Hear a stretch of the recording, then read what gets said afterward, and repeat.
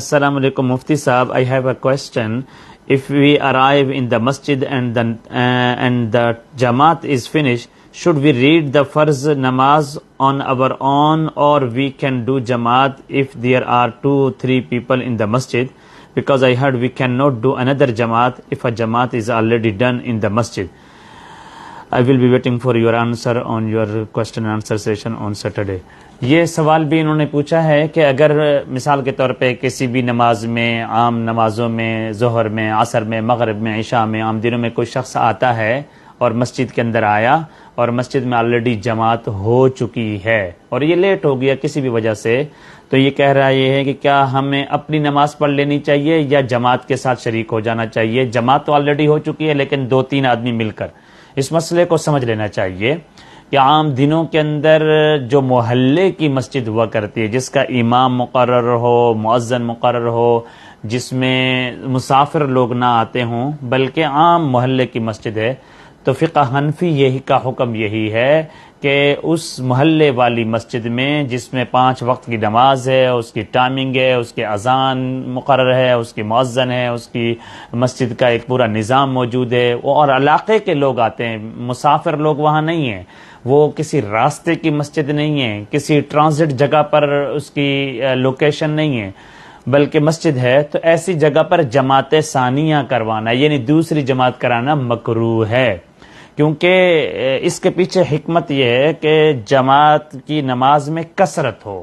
کیونکہ احادیث سے بھی یہی ملتا ہے کہ رسول اللہ صلی اللہ علیہ وسلم نے انکریج کیا ہے کہ سارے لوگ مل کر جماعت کے ساتھ شریک ہو جائیں۔ اگر بار بار جماعت ہوتی رہے گی تو لوگوں میں سستی پیدا ہو جائے گی، لوگ جو ہے جماعت کو اہمیت نہیں دیں گے۔ خود رسول اللہ صلی اللہ علیہ وسلم کا ایک عمل بھی آتا ہے کہ رسول اللہ صلی اللہ علیہ وسلم ایک مرتبہ تشریف لے گئے صلح کے لیے،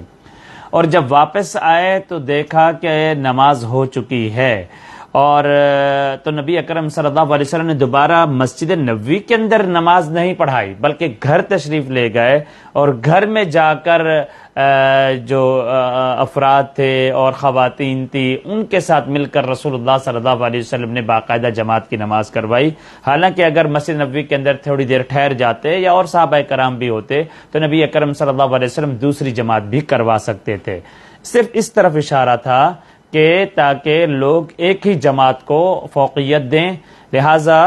اگر محلے کی مسجد ہے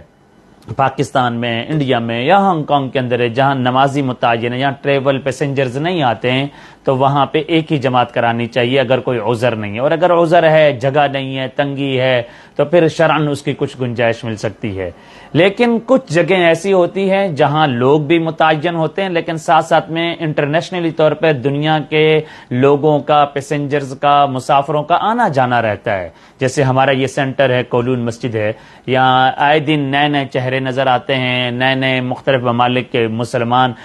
پیسنجرز ہوتے ہیں، انہوں نے اسٹے کرنا ہوتا ہے، ٹرانزٹ ہوتی ہے یا ان کا کوئی بزنس میٹر ہوتا ہے اور وہ چند گھنٹوں کے لیے، چند دنوں کے لیے آتے ہیں، تو اس طرح کی مسجد کی حیثیت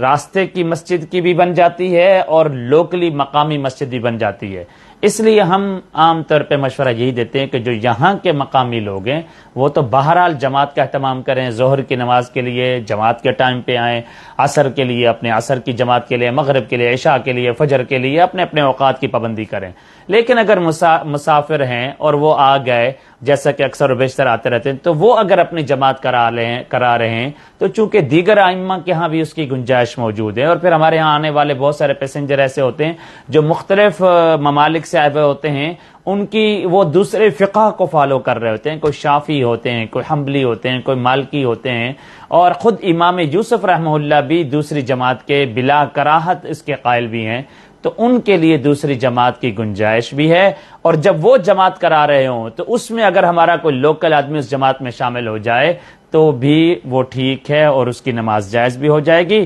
البتہ فقہ حنفی کا مسئلہ میں نے آپ کو بتا دیا، اور اس کی فقہ عبارت بھی میں آپ کے سامنے پڑھ کے سنا دیتا ہوں۔ وَيُكْرَهُ تَكْرَارُ الْجَمَاعَةِ بِأَذَانٍ وَإِقَامَةٍ فِي مَسْجِدِ مُحَلَّى لَا فِي مَسْجِدِ طَرِيقٍ أَوْ مَسْجِدٍ لَا إِمَامَ لَهُ، یعنی کہ ایسی مسجد جو کہ راستے طریق کی مسجد ہو تو اس میں تو 2 3 4 5 8 10 جماعتیں بھی لوگ اپنی سہولت کے مطابق کراتے رہیں تو کوئی حرج نہیں ہے، لیکن محلے کی مسجد ہو جس کے نمازی متعین ہو انہیں دوسری جماعت سے احتراز کرنا چاہیے. امید ہے یہ تفصیلی بات سمجھ میں آ گئی ہوگی.